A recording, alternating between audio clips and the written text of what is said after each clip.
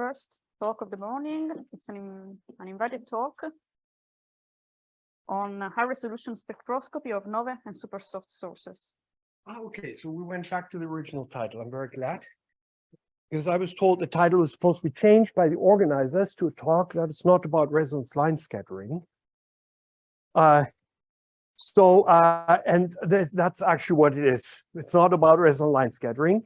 It's about novae super soft sources, high resolution spectroscopy. And I thank a lot the organizers for giving me this opportunity to share, what's close to my heart. I'm really excited about the science, so you may notice. Here's an example of a super soft source spectrum, which is a black body-like continuum with absorption lines. These absorption lines are blue shifted, so we're not talking about a stellar-like atmosphere in hydrostatic equilibrium. It's not in hydrostatic equilibrium, it's expanding. So the material in the photosphere is moving away from the center. And of course, we're seeing the part that's moving towards us. Look at the flux scales and compare that with your own observations. It's very, very bright. This is an RGS spectrum, and here it is piled up corrected. Okay, they're powered by nuclear burning. Whenever something is really bright, and usually the first suspect is nuclear burning, and this is nuclear burning in a low gravity environment. And this is nuclear burning in a high gravity environment. So we don't see the nuclear burning because it's buried in the center of the star, where it's hot enough and when pressure is high enough. So we can't see it because we have radiation transport. The high energy emission produced by nuclear burning is not seen at the photosphere of any stars. But we do have an opportunity to see nuclear burning, and that is when it's happening on the surface of a compact object. It can happen on all compact objects. Well, I mean, black holes, we wouldn't see it, of course, if it's in the event horizon. But in neutron stars and white dwarfs, this is possible. Of course, white dwarfs are by nature hydrogen deficient because the hydrogen is consumed during the lifetime of the progenitor star. So we always need a second object, so accreting object that donates hydrogen that is accumulated on the surface of the white dwarf, where it then can fuse to helium. This gives particular spectral signatures. In addition, since we do have another object around, and we know that X-rays are easily produced when you have collision processes, there are two potential sources of X-ray emission, at least that I'm dealing with. Yesterday, Jose gave a talk about symbiotics, where there's a third one, so accretion, but that's when it's in quiescent and there's nuclear burning. The spectral signatures of these types of sources of X-ray emission is the X-ray spectrum is very bright black body with deep absorption lines, as I already shown you. And if you have shocks or something, in this case, shocks with the stellar wind of the companion star in symbiotic systems, you have a Bremsstrahlung continuum with emission lines. An example is the recurrent nova Ares Ophiuchi, which we've monitored in 2006. And we see the orange spectra in the top. I'm not pointing at the screen, even though it's also convenient because the online people can probably not see that. So these orange spectra are the typical black, Bremsstrahlung spectra with emission lines that we've seen from the stellar spectra. This is also collisional equilibrium spectra. So we see no nuclear burning. But the blue ones are, these very bright spectra are then appearing about, in this case, it was about a month after the optical peak. Then we've seen all of a sudden these huge spectra, and you see, for example, this neon 10 line here is dwarfed by the super soft source emission if we're trying to adjust the Y scale for all this emission to fit into the plot. So this is basically the situation. I'm not going to talk about post-nuclear burning, which can then be radiatively cooling shocks. This is a cartoon. It's a sketch what is happening. Initially, we have a detonation of the accumulated material on the white dwarf surface. What happens? That produces a lot of radiation. This radiation is intense enough to drive a wind, an ejecta, and within hours, the white dwarf is engulfed in optically thick material, and we end up within hours in something like a star where we have central nuclear burning and not surface nuclear burning. So we see the nova in the optical light, like any other star. The energy produced by nuclear burning in the center undergoes radiation processes, and at the photosphere, the light, optical light that escapes. I've put in here the bolometric luminosity of a 1 solar mass object, which is the luminosity required to overcome a 1 solar mass white dwarf via radiation pressure. And this luminosity can be assumed constant. So a nova is not like a supernova. Supernova, you have one bang, and then you have other processes like radiative decays and so on that energize the emission. But here, nuclear burning continues for a long time. So we have a constant energy source in the center, burning at 10 to the 38. But we observe an evolution because the opacity of the ejecta changes with time. So initially we have something like a stellar temperature, effective temperature of a few thousand Kelvin, which at 1038, Stefan Bolzano converts to 10 to the 8 kilometers radius, so huge. But the outer layers are not constant, they're not in hydrostatic equilibrium, expansion continues, and they become thinner in the outer layers, and we look deeper in where it's hotter because there were less radiation transfer processes, so the photons haven't lost so much energy. So the whole atmosphere appears to be hotter. So it's not heating, it's just shifting. The SED, the spectral energy distribution, shifts. So it becomes hotter, 30,000, but the radius becomes smaller, millions of kilometers. And in the end, when we go to white dwarf radii of a few 10,000 kilometers, then we're in the range of a few 100,000 kelvins at the same bolometric luminosity. So it's a constant bolometric luminosity, but what we're observing is changing all the time. And the X-ray perspective is essentially that while it is in these phases, it's X-ray dark because there are no photons. In X-rays, they all come in UV and optical and so on. Only when we're very close to the white dwarf surface, that's when we can actually see the soft X-rays coming out. And that explains why we've seen the super soft source phase with a delay. That's also good for observation because the response times for triggering TOOs is quite relaxed, at least if we want to see the super soft source phase. This is a typical light curve. This was taken in 1999. The explosion was just around coincident with the Chandra launch, but Chandra was not ready to observe. And observations, Beppo-Sachs, then ACES, the imager joined in. So a short observation to test whether it was already super soft source or not. And then one grading observation was taken then Swift. Since I have not so much time, I'm just skimming very quickly over this. The first observation with Beppo-Sachs, which Marina, the next speaker, has published in 2001, was a collisional spectrum. We don't see Bremsstrahlung emission line because the resolution was low. We haven't had gradings at that time yet. And then the super soft source spectrum was like this. Again, we see no features, no absorption lines, but an atmosphere model result in a good fit, allowing the conclusion that this is super soft source emission. And then later we thought, hooray, it's super soft. Let's now take the gradings. And we took the gradings, and this is what we got, an emission line spectrum. So the super soft source has shut down apparently very quickly. This is only 2.5 months later.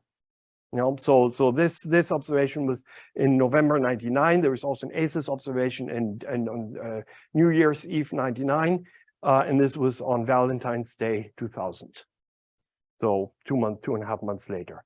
I'm not going to go into detail on this, but those of you familiar with DEMs, with differential emission measure distribution, here I've determined the shape of the temperature distribution of the plasma and constrained it by the ratios of the Lyman alpha helium-like lines, which is abundance-independent way of determining the shape, and the normalization then depends on to which element you want to normalize the abundances, and I chose oxygen, so then this allows determination of abundances relative to oxygen. But I don't have time to go into detail, it's a bit complex, this is just for those, because in the Slack we had some conversations about the DEM methods. The next nova I would like to focus on is V4743 Sagittarius 2002. So that was already well after Chandra launch, but before Swift. So the problem is always, how do we know when the super soft source phase starts? We didn't have theory about it. We just knew it should happen at some time after some weeks or months, but really when exactly, we don't know. It is a matter of the evolution of the opacity of the ejecta, but that is a tricky, complicated process. At that time, we used short ACES 5 kilosecond observations to probe, is this super soft or not? This one then went into sun constraint, and after that sun constraint, we shot right with a grating. And these actually gave them the first really spectacular results. This was the first one before. That was a collisional spectrum again, the test observation, really well exposed. We see the emission lines here, the ACES a lot better than Pulsar's. But the grating observation then taken after the sun constraint was really, really spectacular in many ways. This is a data cube. It's needs a bit of focusing in to understand what this shows. But the top is a regular spectrum that is similar to the one in my title slide, with the absorption lines and black body like continuum. So this is showing wavelength versus flux.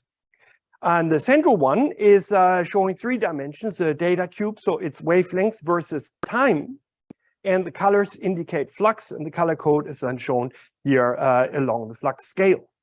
And then on the right, we have count rate. Turn around, exactly, I see the first person turning out, wonderful. So this is clear enough, thank you. This is a light curve. This is the light curve, the accumulated light curve, and you see, you don't need a Fourier transform to see, wow, this is a coherent periodic oscillations with a huge amplitude. Wow, this was quite surprising. So 8 cycles we could identify very clearly. What is even weirder is, and we were doubting Chandra's attitude, what's happening here? So the thing is disappearing within the observation. Within like a couple hours, the whole thing faded by a factor of 70. So maybe lost focus, or what happened? Maybe a bird flew through the, so really, so I mean, but the attitude was all right. So no worry, Chandra was performing fine as it is now. So this is real. This is real. I want to focus into these 2 things. I used these 8 cycles to produce a phased light curve and phased data cube. So one can clearly follow what is happening with the peak, and this is the shape of these oscillations. Actually, not a sine curve; it's a flat bottom one.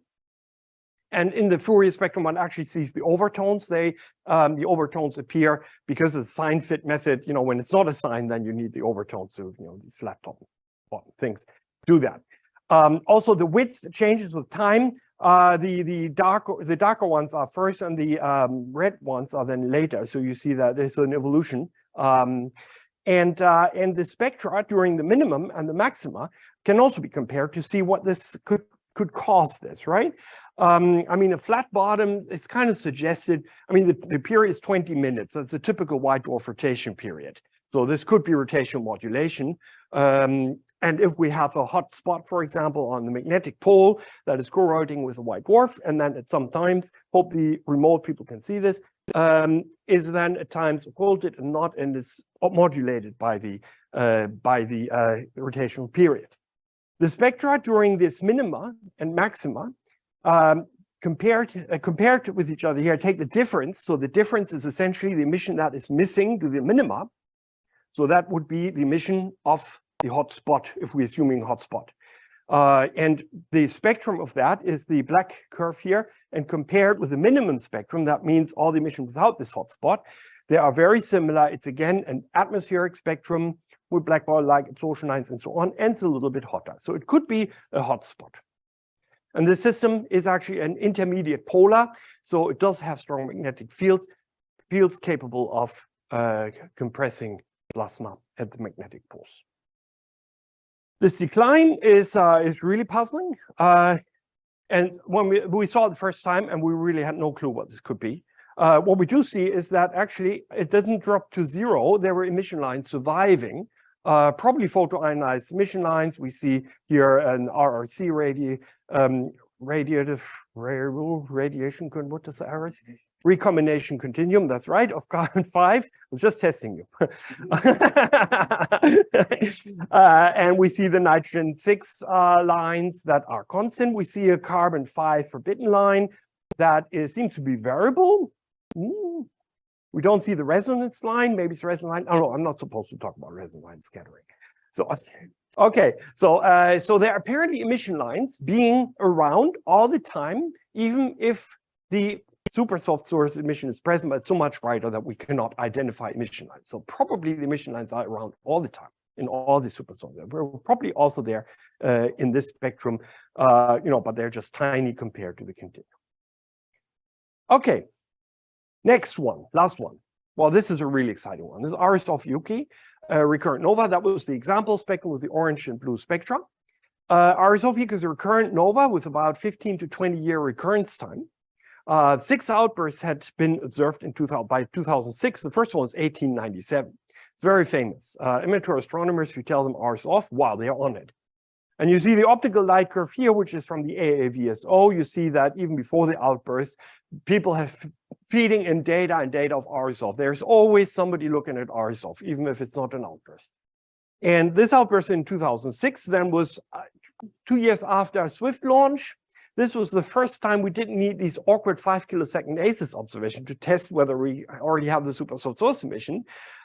We could use Swift to do this. And this was first Swift systematic monitoring of a nova. And the blue dots here are scaled count rates, XRT count rates. Of course, I mean, this is coincidental. So it's just me putting it in this way. It's not a continuation, of course, of the optical. And you see evolution was here. Here we had strong shock emission. It was a very high count rate actually in Swift. And then all of a sudden the super soft source turned on within half a day. All of a sudden it increased by a factor 100. And then another half day, it dropped by a factor 100 back down.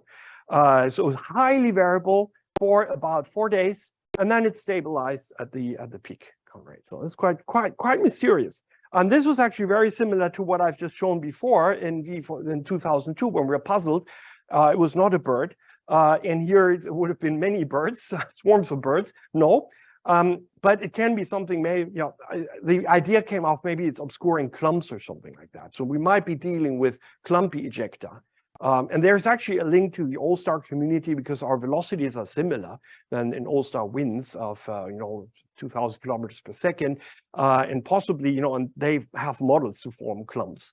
I'm still curious. I'm not involved in it. I'm curious. I see potential in the all-star community to work with the NOVA community to understand how these clumps are formed. And also, that was my question the other day, whether they wouldn't obscure the central X-ray emission. Of course, here the central emission comes from the surface of the white dwarf. In all stars, it's different. Okay, so many grading observations were taken to study the evolution, 2 during the shock phase early, and then 1 during this one. Okay, we didn't know about these variations, but this one has the potential to study the variation. And then 1 during this peak phase, and then the decline and post. Okay, now I've been chatting too much, so I have to skip some stuff, but that's fine. You won't miss too much. Now, what makes this really exciting, in 2021, it exploded again, 15 years later. Well, that made us, of course, all go party. During the lifetime of Swift, Chandra, XMM Newton, the same nova exploded again. A perfect opportunity to compare whether the same system, same white dwarf, same companion, same orbital period, same chemical composition, everything is the same. So the evolution of the nova outburst should also be the same. And it was almost in the optical. I'm comparing here the blue and the black with 2021, 2006, quite similar. The hard count rates, it looks more different than it actually is because of the renormalization I'm doing here, but they were identical. So these shock emissions evolved the same, but the super source phase was very, very different, much fainter here. So we got into discussions, what's happening? Well, what's different was the inter-outburst times, because the outburst before 2006 was in 1985, so that was 21 years, and now the time was only 15 years. Maybe during that time, less material accumulated, or maybe you have less nuclear burning, things like that. These ideas came in. I mean, I don't know, if you have less fuel, the duration will maybe shorter, but the intensity, the nuclear burning rate should only depend on the pressure and the white dwarf mass, essentially. So I was quite convinced from the start that we probably have more absorption rather than less emission. But this was a debate because there was nobody able to prove it. Before I go to that, just very quickly, and I'm skim over that because I've been chatting too much. I detect a lot of attention in the audience. I enjoy that a lot. This was a simultaneous XMM Newton and HETGS observation, and I stitched them together here because we can flux them. Of course, the instrumental line broadening is, you need the response for that, but it's very small, especially since we're dealing with broadened lines and can be neglected. So I just divide by the effective areas, and then I get a flux, right? And so this fits very neatly together. And here, the advantage of using these both together is that XMM gives us the soft lines, Chandra gives us the hard lines. Of course, I'm not the first one telling you that. There were other presentations during this meeting making use of these complementary capabilities. This is a kind of, separating out the spectrum and fitting a single model simultaneously to all these data. This is a 3-temperature APEC fit. And you see everything is nicely reproduced. The problem is not everything is nicely reproduced. These types of fits, if you fit model to observed data, so count rates, essentially, of course, you're driven and biased by where the spectrum is brightest, and that's the Bremsstrahlung continuum. But you may not see it. This is the N7 line, but there's also an N6 line. Nobody can see this. It's so dwarfed that you can't see it, and the model also doesn't see it. So the nitrogen 6 line flux predicted by this model is 0, even though the measured flux is not 0. But it doesn't matter because chi-square doesn't suffer from that. So I use this method again that I briefly mentioned before, this DEM method. In this case, I made use of the opportunity to have all iron lines from 17, 18, 19, 20, blah, blah, all these iron lines are all there up to 26, and could constrain the shape of the emission measure distribution, which has a soft peak here. And if I adjust the abundances, I get increased nitrogen abundance, which is normal for novae because we have CNO burning, which is not in equilibrium. The material is ejected before the cycle can complete. And these X's are these 3 temperature components and their emissivity. So you can see that the soft emission is missing there. So this is a superior approach. I don't have time to go into this, and I want to talk more about this super soft source, so not about shock stuff. So this is then a transition phase between the super soft source phase, or the shock phase, and the super soft source phase. During this observation, we were lucky. We caught a small increase. Actually, in the soft band, this increase was much stronger than in the total light curve. In the hard one, we didn't have it. Reason being, orange after and orange before and blue after this increase. These are spectra compared, so one can clearly see a soft component was added, which is very suggestive of the super soft source phase having appeared at the stage. One can confirm this with a model. One can fit an APEC model here, can fit a black body model here, and the combination reproduces this spectrum. This is the EPIC PN spectrum. Now, but of course, with XMM, we don't have the EPIC, we also have the RGS. So let's look what happened in the RGS. So, and how this model performs compared to the RGS. Because the RGS, we use wavelengths, so just turn this around. And you see how perfect this black body model reproduces the data. But when I fold this model through the RGS response rather than the EPIC response, without any changing anything, no normalization, just the response, and compare that with the RGS observation, this is what I get. And this is just completely different. It's the same black body. Of course, the black body doesn't have features. The APEC model does have features, and they are reproduced, but this has no features, but the observation has features. So this is just a demonstration how easily one can be fooled if only looking at the low resolution spectra. This is one of the most important proofs for me personally that we need the gratings.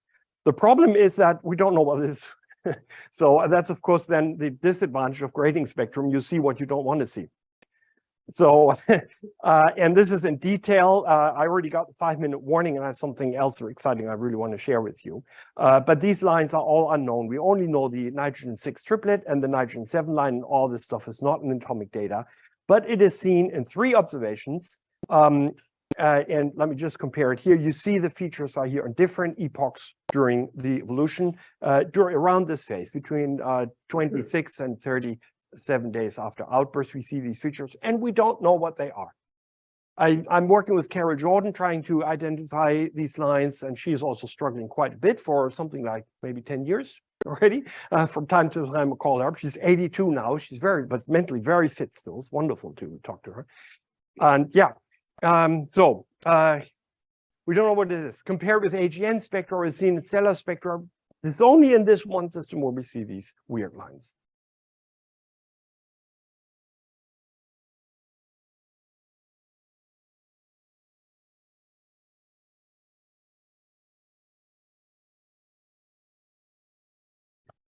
So we have 2006, these bright count rates in the Swift. Much fainter. Why is this? Fortunately, we have here these two very close observations at the same epoch in 21 and 2006 and compare the grading spectrum. Here they are. This is not just simply a scaling factor, and it's not a bird. So what is it? Standard approach would be to fit a black body. By the way, it's on this one. A black body to each spectrum or some model. With a model is source emission minus absorption, and compare the parameter. This is just for demonstration. Black body is not the right model, but we have like temperature, NH, so absorption, and radiation. It's inconclusive, in particular, since the wrong model, and we don't have chi-square close to 1, we cannot determine uncertainties. So this is not successful. For the Swift people tried, followed this approach with an atmosphere model, and their conclusion was, can be both. But our data do not allow us to clearly say it's only absorption. I was convinced from the beginning it's only absorption. So I really worked hard. Atmosphere models are very tricky. This is this TMAP, but it's a hydrostatic code. It's NLTE, but hydrostatic, and I already demonstrated it's not a hydrostatic atmosphere. Also, we don't get good fits. So for this purpose, it's tricky. There are other atmosphere spectra that don't work.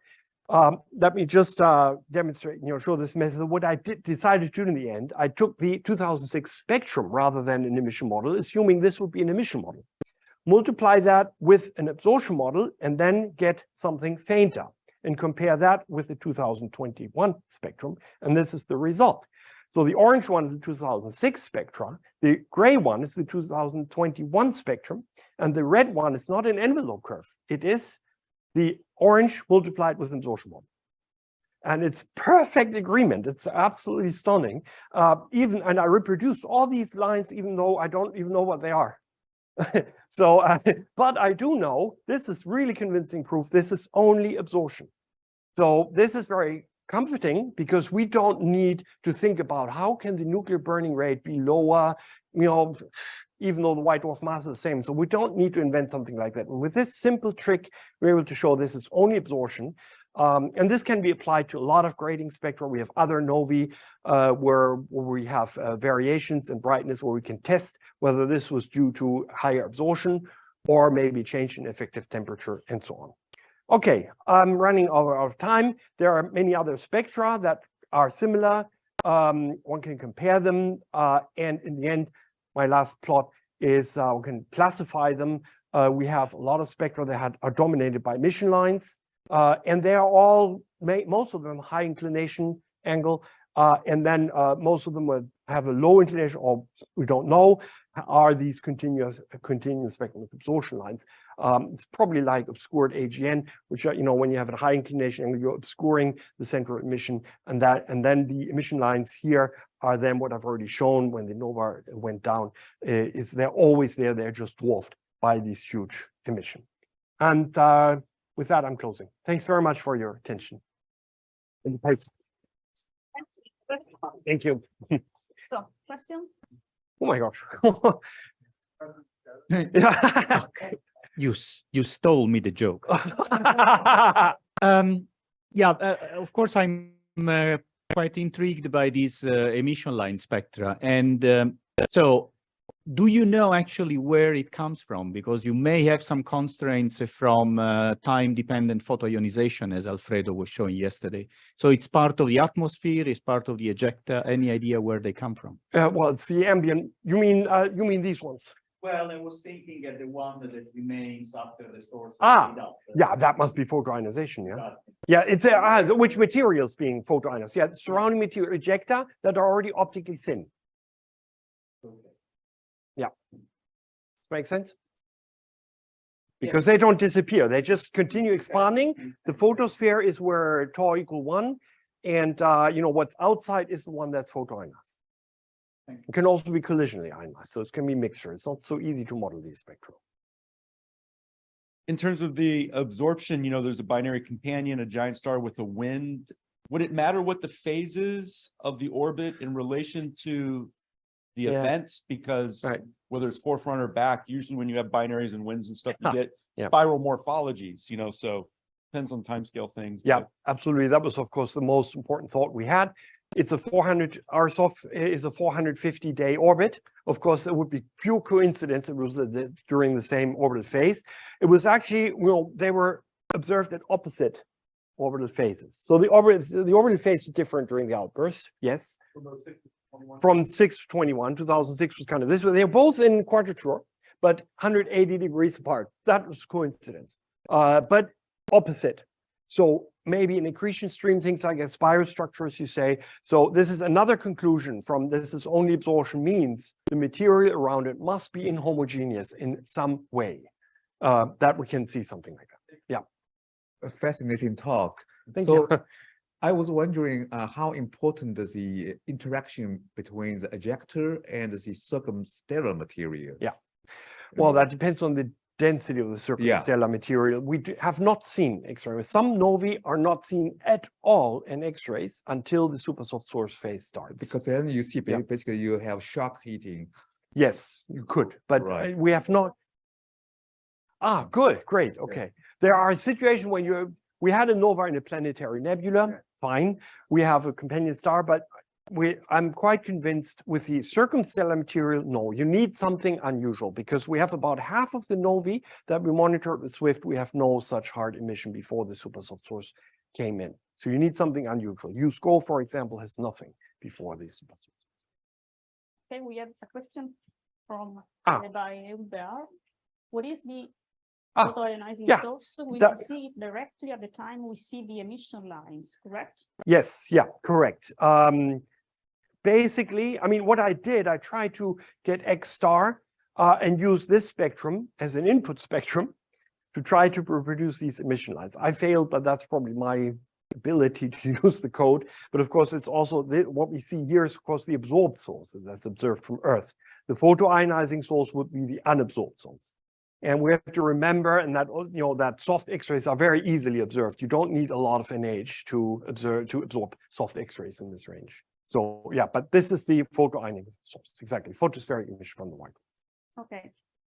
We will stop here with the question, and I suggest to do other questions because Okay. there are a lot of I'm ready for questions online and Slack. Okay, good. And we will. Yeah, proceed sorry with the for next- talking so much. Yeah. Okay, next thank you very much. the Hmm? Talk by yeah. Marina Orio on legacy. Thanks again.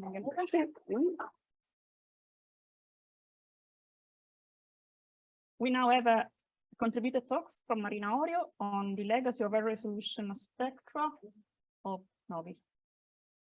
What do I need to do? Just simply choose that. Yeah, because- Aiuto. Ah, Ti avviso a- magnetic closure. Okay. So Jan-Uwe has already given a wonderful talk on novae and steer your interest, but there are so many aspects and there is so much physics to learn that I think his and my talk will not exhaust all the subjects that we want to talk about. Just to remind you of something, most novae are in a short period systems of a few hours with a main sequence or subtly evolved companion, but some of them are also in symbiotic systems, so long periods of years, and the red giant or AGB star. So novae are all fascinating astrophysical laboratories of many physical processes, and they enrich the interstellar medium of many elements. They're also often sold as being interesting as progenitors of type 1a supernovae, either from single degenerate stars, but even from double degenerate, especially in symbiotics. Here I want to outline some of the aspects of the physics. So we already heard that they're due to thermonuclear runaway, but it's not actually, I think it was said by Jan-Uwe, but I don't know if it was clear. It's not the thermonuclear runaway itself that expels the material.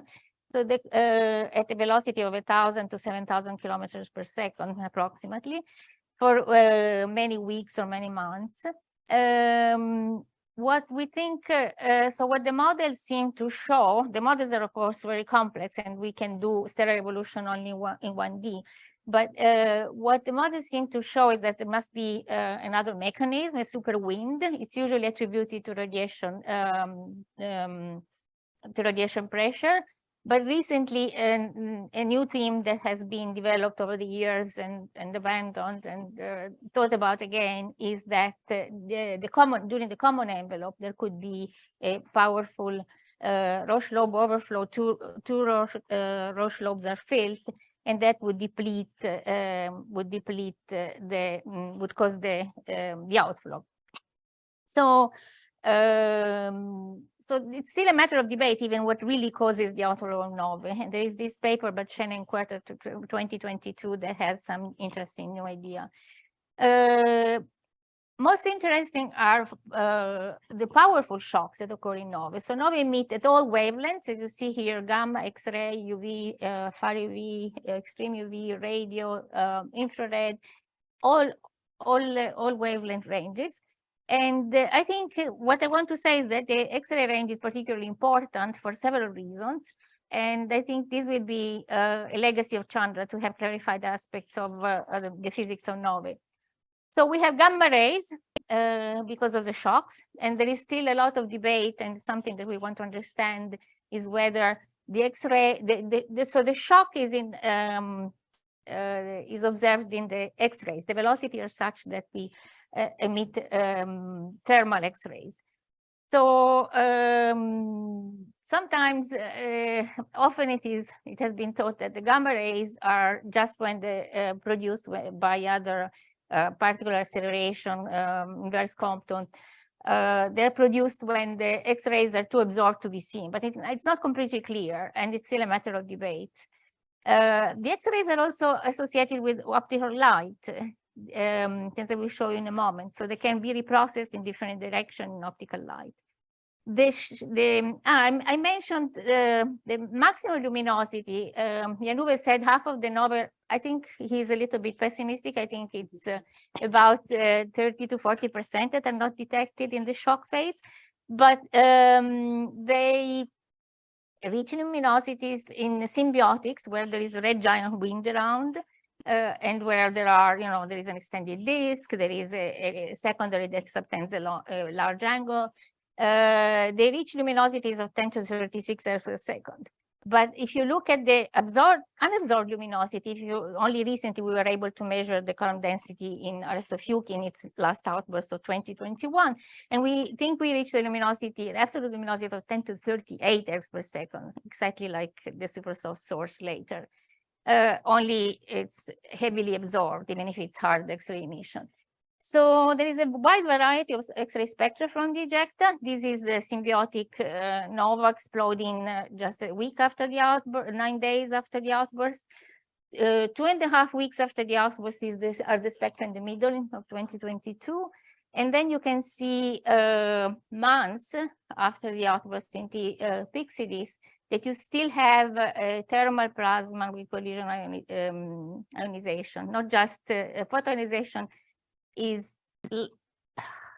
less important and rarer, and it's observed at later phases, but it's important especially in the soft range, and we'll talk about it towards the end, I hope. So with the shocks, we can also connect stellar evolution with the X-ray phenomenology. We was trying to understand, especially in symbiotics, so there are multiple shock sites, and the spectrum is precious because we can derive chemical yields. For instance, novae seem to contribute about 30% to aluminum in the universe, and it would be important to have spectra at an early phase, like these are nicer spectra. They're not, we weren't able to trigger the high resolution spectra so fast, so in the first week. And you can see that we would have detected interesting things by being able to, for instance, resolve the triplets that are not resolved with NICER. So one goal in the future would be to possibly obtain spectra at an earlier phase. And one reason we want to do that, of course, maybe I should skip some slides. Of course, we want to measure G ratio. We want to understand the contribution of photoionization, if any, because the central source is becoming hot. We want to measure R ratios because we want to understand, to derive electron density diagnostics. And we are, borderline sometimes. We have data that are often good enough, but not always as good as we would like to. And at the beginning, when we have brighter sources, it would be possibly easier to do. But it's also important to try and understand whether we are in equilibrium or not. And that has been a matter of debate recently, because in RSO-FUCI, the ratios of the helium-like to hydrogen-like lines in the first week are totally crazy. So the hydrogen, the combined flux in the hydrogen, in the helium-like triplets is very high compared to the flux in the hydrogen lines. And that can be explained with the non-thermal, with not having reached the collision realization equilibrium. However, things are rather complex, because in any case, you need to assume that there is, whatever you try to fit the spectra with, you have to assume that there is more than one plasma at different temperatures. There are at least two. And usually two are sufficient to fit the data. But if you assume that there may be more, then you can continue assume that there is a recent paper in progress that sort of criticized our work when we derived from NICER that the thermal equilibrium is obtained after a week or so, because they claim there could be more components. And of course, it all depends on and they can fit with the non-equilibrium spectra for a longer time, and then they obtain completely different electron densities and completely different temperatures. Another important thing is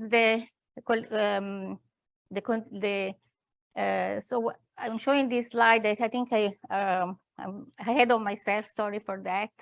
What I wanted to show here is that the correlation that was observed between gamma rays that were produced by the shocks that we observe in X-rays and the optical flux in the sample of this nova in this paper by et al. 2020 is quite surprising and interesting, because we always thought that it's just the physics of the white dwarf and molecular burning that determines the optical decay of the nova, and we always tried to, we as a community, the idea was to derive the mass of the white dwarf by the optical decay, but the absolute magnitude of the white dwarf, and from the theory, derive the mass of the white dwarf, which is inversely proportional to the speed of the decay. So when you look at the data, maybe this can be explained by by stellar physics, but it's probably not all. When you look at the data, there is such as in this maximum magnitude versus rate of decay correlation that should lead us to deriving the mass of the white dwarf. There is such a spread that obviously the optical flux is also due to something else, which we think is reprocessed X-ray light. So here is the from Chen et al. 2022. You can see the typical HR diagram of a nova. So there is also fireball phase in which lasts 1 hour or a few hours, that was observed with the Rosita recently. And the supersolve phase will start someplace here and will last after we reach point D for quite a while. So as Jan-Uwe said, no, we are complicated. We're not just looking into an atmosphere. The layers that we are looking into for the supersolve phase are still seem to be still expanding. So that complicates the physics and our interpretation of it. You can see also here the wide variety in time and in type of novae. But what I wanted to show you in the end, because I have little time, is something interesting that would have been the subject of a talk by Sharon Mitrani that was unfortunately canceled. And he sent me these slides. This is an X-ray spectrum. We thought we were observing the super soft X-ray phase, but actually we weren't. So we have very soft flux, but we do have all these lines that are just emission lines, and we don't seem to have a continuum. So sometimes things are very puzzling, but to conclude, let me show you this radiative recombination continuum that shows very high density material at only, you know, you can derive the temperature that is only 2 electron volts, but at the same time, you have a very much hotter material that has been, so you have something like ionization potential of 200 electron volts or so. So there are possible interpretations, but they're all difficult. And I was thinking maybe of planetary nebular material that is hit by the hot outflow. Hot, it's not as hot as the ones you saw at the beginning. You know, in RS of Yuki, we were talking about shock temperature of 20, 30 kV. This is much later and much cooler, but still, it's the densities are so high that we are obviously not hitting planetary nebular material. So maybe previous material, or there are other possibilities. And it could just be due to photoionization, but there was swift monitoring. There was no evidence of any super soft source before the spectrum was taken. So what was the ionizing source? That would be a puzzle. And then the other possibility is that, of course, the material cooled very, very rapidly, the outflowing material, and it's the same. It's now emitting this radiation recombination continuum itself. It's not due to interaction, but it's all very puzzling. And so just an example of how complicated nova physics can be. And I'll stop here because I think I finished my time. Thank you very much, Marina.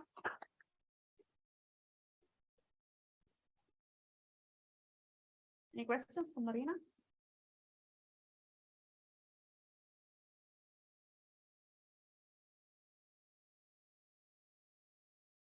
Just a simple question. I always wanted to know physically, what is the difference between a persistent supersoft source and a recurring nova that has a supersoft phase? So the idea of stellar evolution experts is that they're both due to nuclear burning near the surface.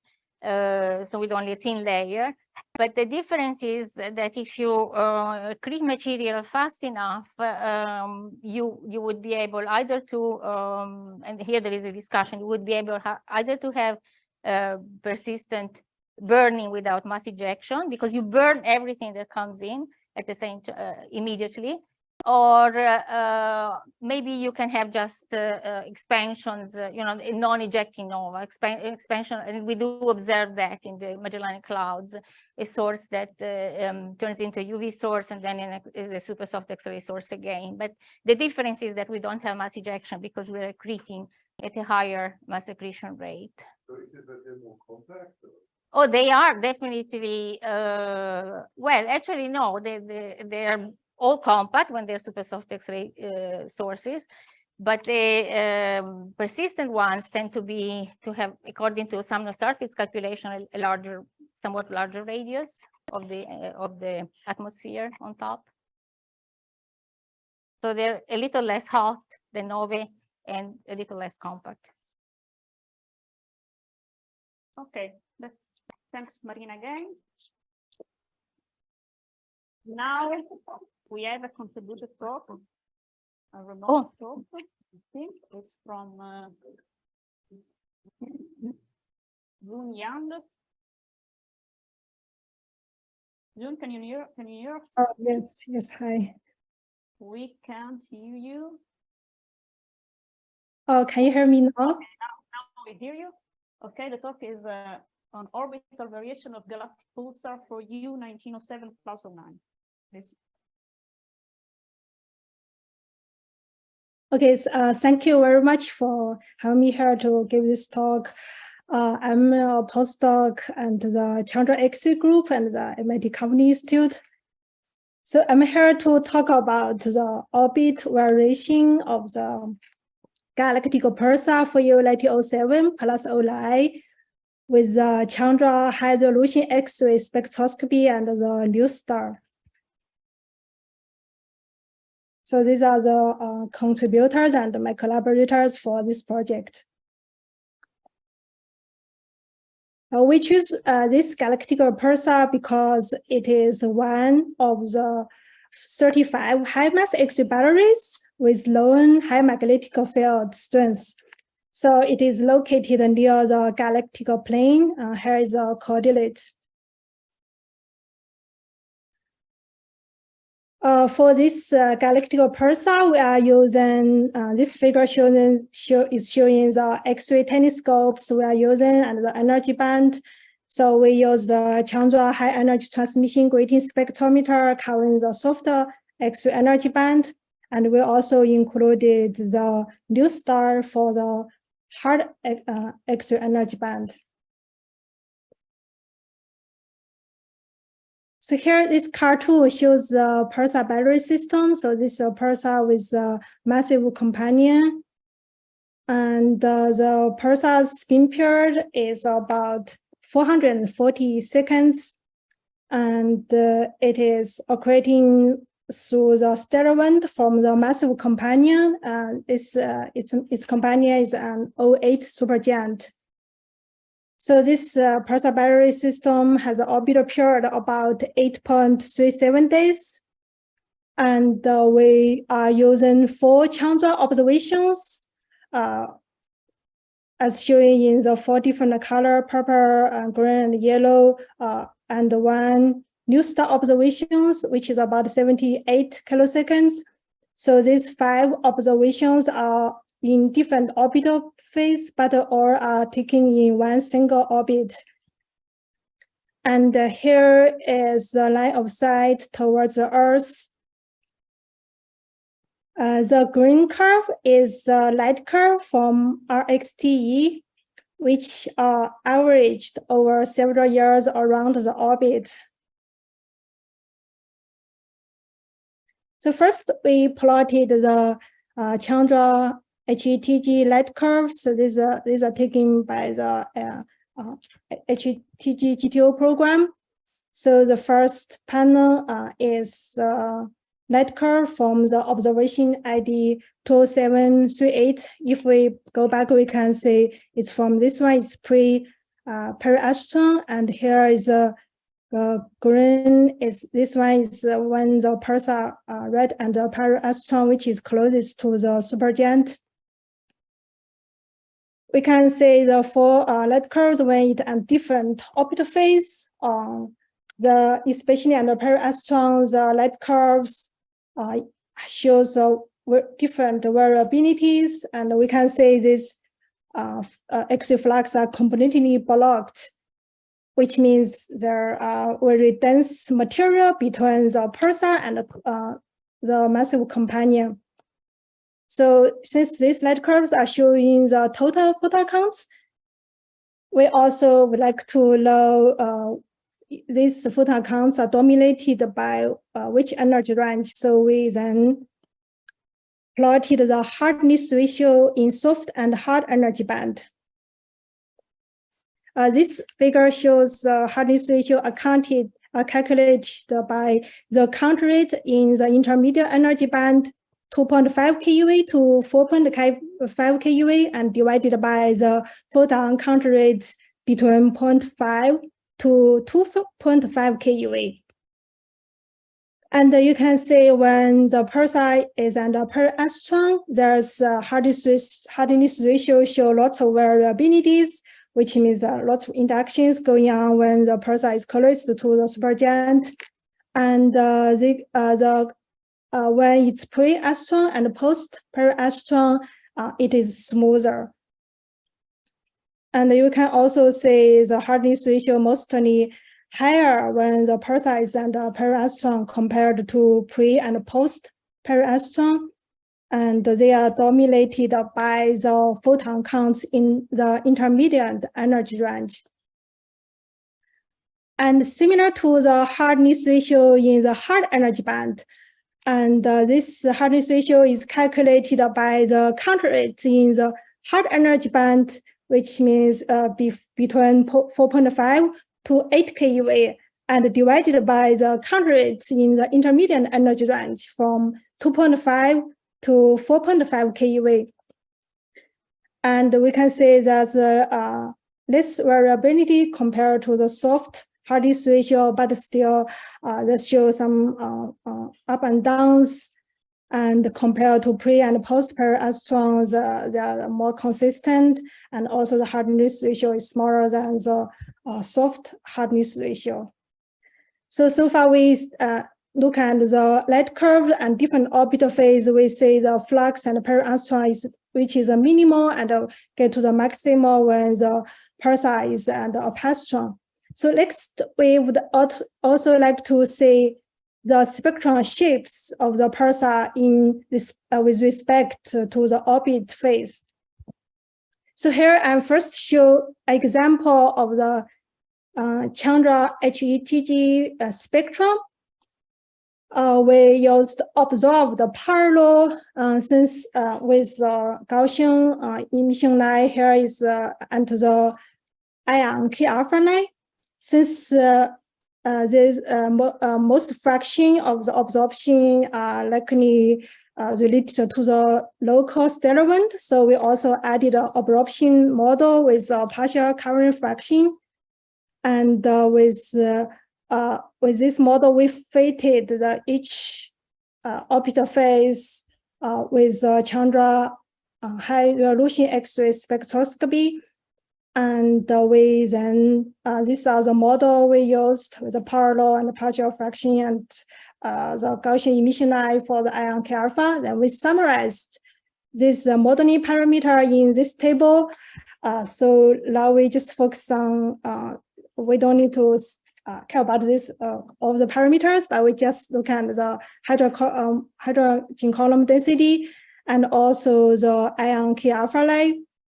We can say when the pulsar is under periastron, it's the ion K alpha line reaches minimal, and but it's the also the hydrogen column density are different and different orbital phase, although they are not always linearly correlated with ion K alpha flux.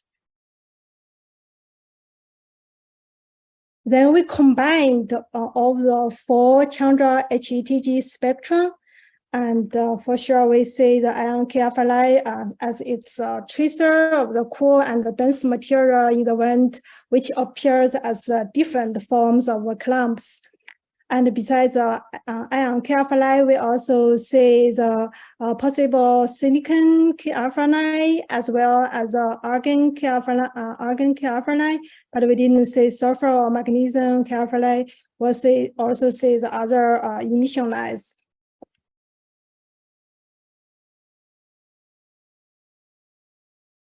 Since we also wanted to know the ion K alpha flux and the apastron, so we also fitted the new star spectrum and the higher energy band, because we want to know if the shapes is consistent and the higher energy band.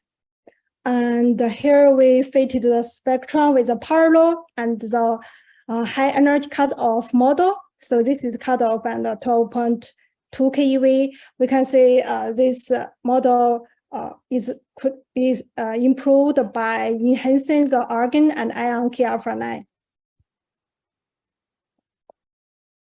So in summary, we have investigated the Galactic pulsar for LETG 07 plus 09 independence of the binary orbit. So we used the 140 kiloseconds Chandra HETG observation and 78 kilosecond new star observations and different orbital phase in one single orbit to probe the variation of the flux brightness and the absorbing column around the orbit. So we say that the zero flux when the pulsar is under per astron, which shows the ultra-dense material to completely block the X-ray, and sometimes, and we also investigate the ion alpha fluorescence noise. So we say there's a different forms of clumps in the wind. So this unique X-ray study tells us severe wind clumps in the innermost companion, and as well as the variabilities in the dependence of the stellar radius. So we constrain the dense clumps within 1.5 radius of the massive companion star. Thank you very much, and I would like to take the questions.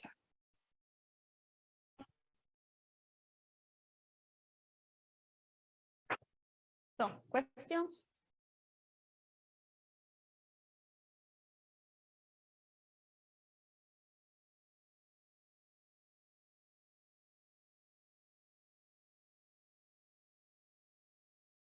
One question here.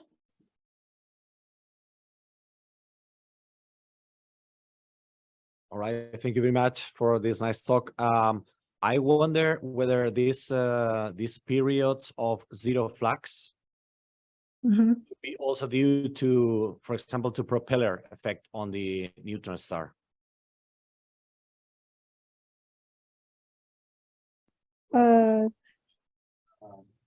Rather than, say, very strong absorption by the wind.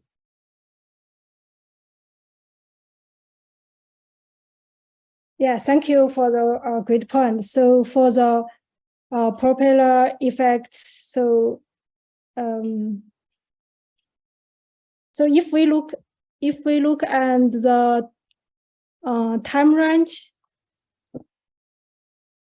so this is orbital period is about 440 seconds. Here is 5,000.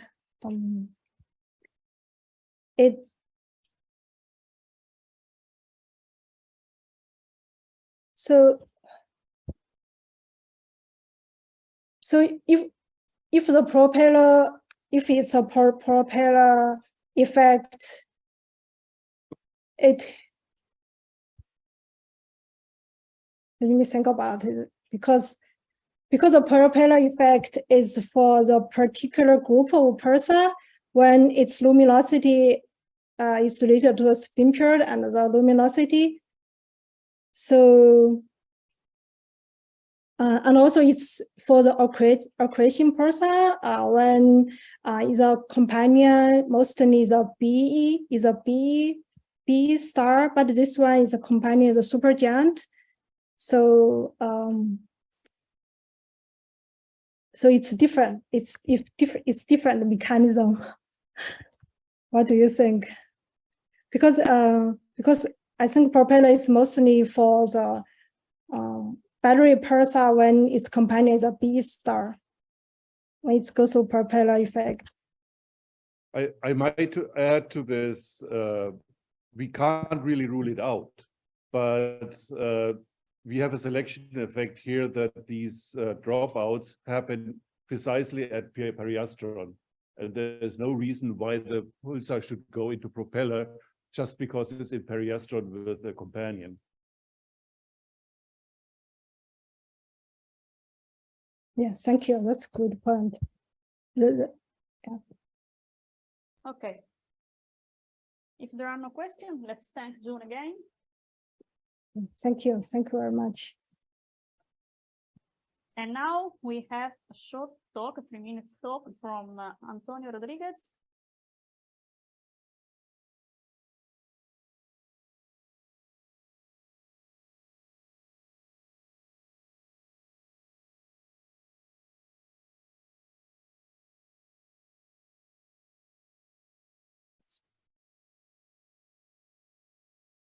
Hi, everybody. My name is Tony Rodriguez, and I'm a grad student working with Sri Kulkarni at Caltech. And I'm going to remind everyone about an ancient problem which has a lot of implications for the galactic X-ray background and for binary star evolution.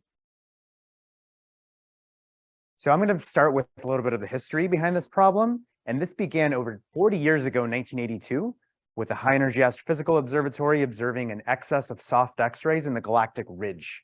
The galactic ridge is this very broadly defined region, sort of within 5 degrees in galactic latitude, but extending out to 30, 40 degrees in galactic longitude.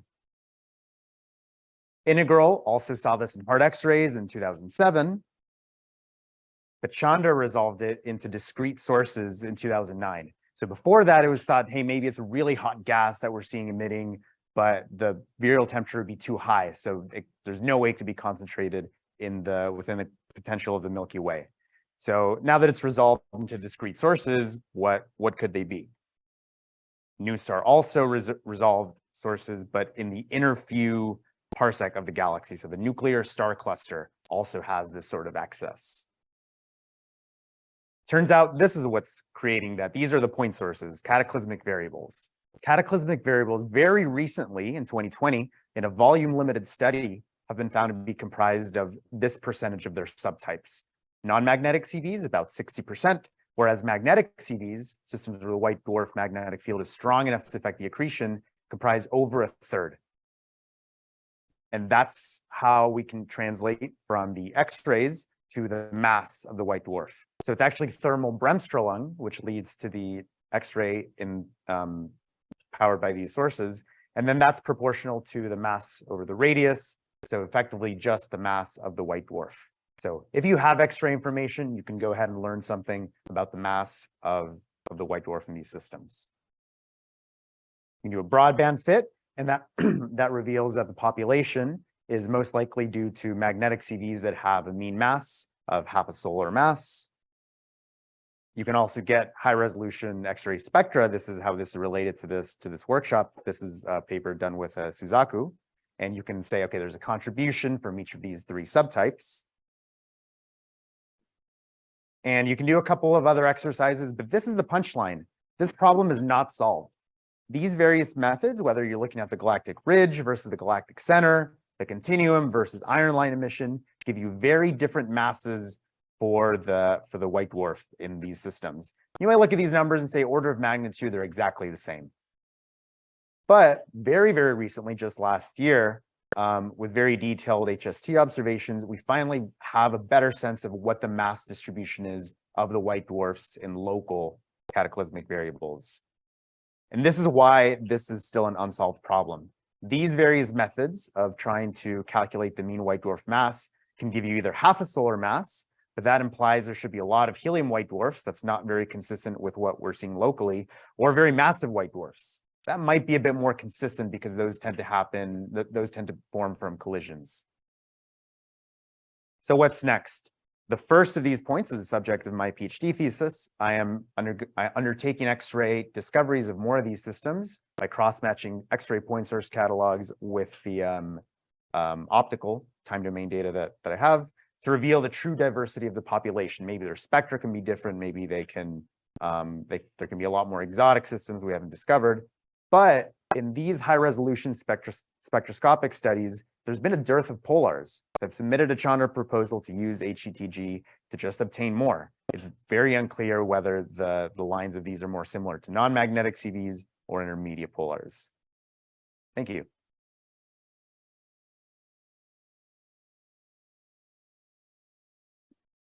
Oh, sorry. And now we have a contributed talk from Alessio Marino. Hi, can you hear me? Yeah, we can hear you. Okay, so let me share my screen. Okay,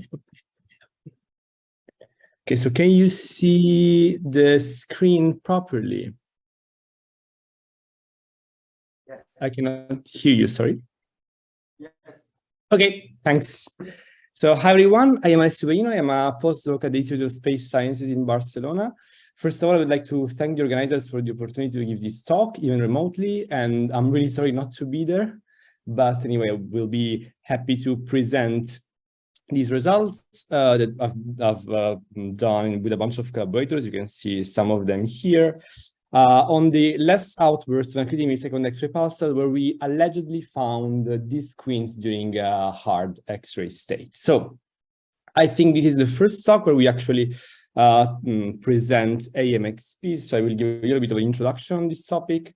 AMXPs are neutron star mass X-ray binary, where the neutron star is also a millisecond spinning X-ray pulsar. And the origin of this X-ray pulsation is because the accretion flow is channeled onto the magnetic field lines of the neutron star, and this originates some hotspots on the neutron star surface, which creates a pulse wherever this hotspot is directed towards us. So at the end, what we see is a millisecond X-ray pulsar.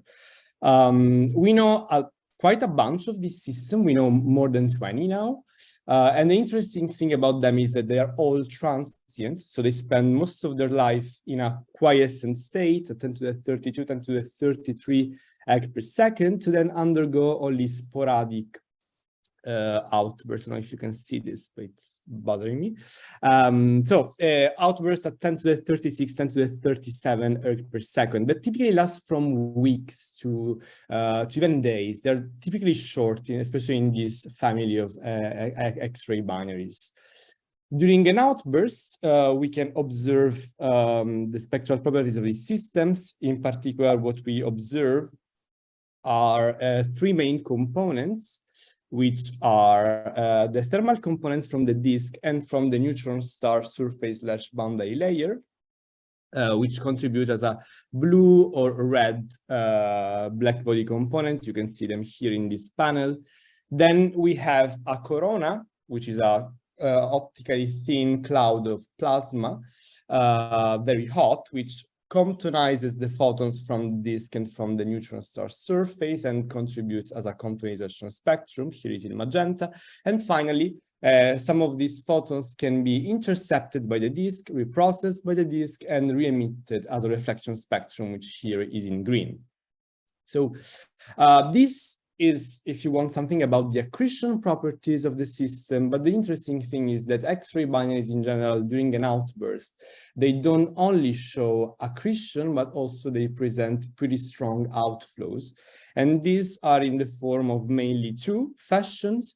We have jets and winds. Jets are visible as in the radio and infrared bands of these systems, while winds that have been already discussed in this conference they're observed as blue shifted absorption lines in the X-rays, optical and UV band. And they're typically observed in high inclination X-ray binaries. So we have accretion, we have ejection. The interesting thing is that what we observe in X-ray binaries is that accretion and ejection seem to be deeply intertwined, in the sense that they appear only during specific states, for example. Indeed, according to the X-ray spectral properties, we can distinguish two main spectral states in X-ray binaries. We have hard states where the spectrum is dominated by the corona. And then we have soft states where the spectra are dominated by the disk and or by the neutron star component in the case of a neutron star X-ray binary. While these X-ray spectra change drastically, we can also see a change in the ejection properties. For example, winds are absent in the hard states while are present in the soft states, and vice versa. Jets are observed during the hard state while are missing in the soft state. So this paradigm is an observational paradigm, has been pretty much now accepted. It's been observed in many sources. You can see, for example, the review by Ponti and collaborators 2014. And for what concerns this talk, I should not actually be presenting this because AMXPs, which are the topic of this talk, are very rarely observed in the soft state. So during their outbursts, they typically only stay in the hard state. They never venture to the soft state. So so the main point here is that we should not expect winds. We should expect only jets. But we will see this in a moment. So the target of the study in this talk is Swift J1749, which is the only AMXP showing eclipses. It showed two outbursts, the last one in 2021, which was short, 2 weeks and pretty faint with a peak of 2 times 10 to the 36 erg per second. And interestingly, during this whole outburst, you can see the hardness ratio was between 4 and 5. during the whole outburst. So this means that there was no full transition to a soft state, and the outburst was rather hard during the whole duration of this activity. In terms of that data coverage, we have NICER for the whole outburst. We have XM, Newton, and NuSTAR. There is no Chandra, so I'm sorry, I'm a little bit of an outsider in this talk, but I believe the science will be interesting for, I hope at least, the science will be interesting for the audience, even if I don't show actually Chandra data. So at the peak, we have this nice coverage of data. We have described the spectrum using a black body spectrum of with temperature of 0.7 keV and a black body radius of about 5 kilometers, which tells us that this is probably a hot spot on the neutron star surface instead of being the disk or a boundary layer, for example. The corona has a temperature of 13 keV, something like that, which is also consistent with the system being in a hard state for a neutron star X-ray binary. And finally, from the reflection, we can find a disk truncated at about 80 kilometers. So a disk truncated pretty far away from the neutron star surface. The geometry of the system that we have in mind that comes as a result of this fit is something like this, if you want. So we have a disk truncated far away, a hot spot, and a corona in between the disk and the neutron star. The very intriguing thing that we found, by the way, in this spectrum is that we needed a line to fit this spectrum because we had evident residuals around 7 keV. So there were traces, you can see it here, of a blue shifted iron 26 line, which is something pretty much common in high inclination X-ray binaries. We have seen it in many other sources. But the interesting thing is that all these other sources were in a soft state, while SWIFT 1749 is in a rather hard state. And also at a very faint luminosity, not at the high accretion rate that we typically observe during the soft state of X-ray binaries. This is not unprecedented. Actually, AMXPs have a history with disk winds that have been they've been reported in Chandra data in 2019 by Nowak and collaborators, and also on Saxo 1808 on RGS. And also there have been potential findings of winds in other 2 AMXPs, but with less statistical significance. But the point is that we are kind of seeing a pattern of winds in AMXPs, which again are always in hard state when they are active. So they are kind of an exception to the paradigm that we have, that I've discussed at the beginning. And interestingly, this kind of this discovery fits into a bigger picture because AMXPs seem to be very good engines when it comes to ejecting matter. We are actually seeing a pattern of strong outflows from AMXPs. For example, they are very radio bright with respect to the other neutron star X-ray binaries, so they launch more powerful jets, as powerful as black hole X-ray binaries, to be clear. Some of them have shown a very fast orbital expansion that can only be explained in terms of non-conservative mass transfers. So the majority of the mass which is transferred from the companion star is actually lost by the system somehow. And finally, we are seeing X-ray winds in the hard state. And I want to stress X-ray winds because we now have been detecting optical and UV winds in the hard state, but X-ray winds, I don't think that they've been detected in other systems in the hard state. So of course one could speculate, but I don't want to go. I don't want to venture too much into that these winds could be launched by some other mechanism with respect to the other X-ray binaries. And since we have a magnetosphere rapidly spinning and interacting with a weak accretion flow, maybe this could be propeller driven. There have been simulations on these regimes by Romanova and collaborators, but again, this is probably too much. This is way beyond the scope of this presentation. So finally, the last thing that I want to discuss was about the radius truncation. Again, I told you that we found a disk radius of about 40-80 kilometers, and one could assume that this is due to basically the magnetic field at some point taking over. So this is a magnetospheric truncation radius. And using that, we can estimate a magnetic field of 1 to 2 × 10⁹ Gauss. But this is incompatible with the magnetic field that is estimated simply from the long-term spin evolution of the neutron star, according to which the magnetic field is at least an order of magnitude lower than that. So this means that in this system, we have truncation because we observed a radius truncated relatively far away from the neutron star, but this truncation maybe occurs for mechanisms like what we observe in black hole X-ray binaries, like the accretion flow becomes relatively inefficient. So we don't necessarily have to invoke the magnetosphere truncating the disk. So I leave you with my conclusions. I think the most interesting, of course, aspect is detection of a blue shift absorption line. And actually what we want to do is to try to observe new AMXPs in outbursts with high resolution spectroscopy in order to confirm the existence of these lines in these peculiar states in AMXPs. So thanks a lot.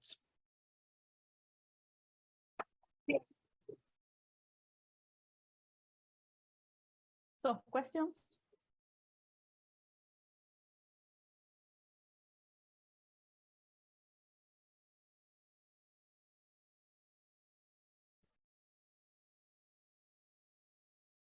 Thank you for your talk. A question about one of your comments before about the interaction of magnetosphere with the accretion stream. Yeah. Would that arise maybe from the specific angular momentum, that there's no way that the two are so radically different, it fails to kind of reconcile and incorporate? What did you have in mind? So this is a very interesting point, because, and this is one of the reasons why I don't want to stress it too much. Is if first we really look at the angular momentum thing. For example, I will go back to this slide. So according to the to the radius that we found, that the radius of the accretion disk, and assuming that the disk moves at a Keplerian velocity, basically, the velocity of the disk at the interface between the magnetic field as basically almost the same spin as the neutron star. We expect like a spin equilibrium solution. So we would not expect a lot of exchange of angular momentum between the neutron star and the disk, but of course, first of all, this measures a big uncertainty. So maybe it is not exactly a spin equilibrium situation; it's a more turbulent situation where sometimes the disk spins faster or slower. So we have sometimes some propeller active, but to answer shortly, we don't expect a lot of difference in angular momentum between the disk and the magnetic field in this case. Thank you.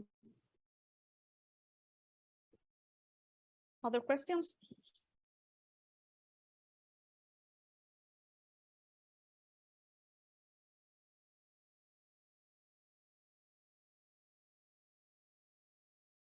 There is a question from Amruta. Hi, Alessio, can you please say more about radio or jet observations from this system? This is a very nice question. Actually, I don't have it on top of my head. I don't think this system has ever been, it was not observed during the last outburst, the one of 2021. I don't know why. I don't remember if this system has any radio observation in the past. I can check, so we can chat later. So I don't have this number on top of my head. I'm sorry. Okay. Let's thank Alessio again, and now we have the coffee break.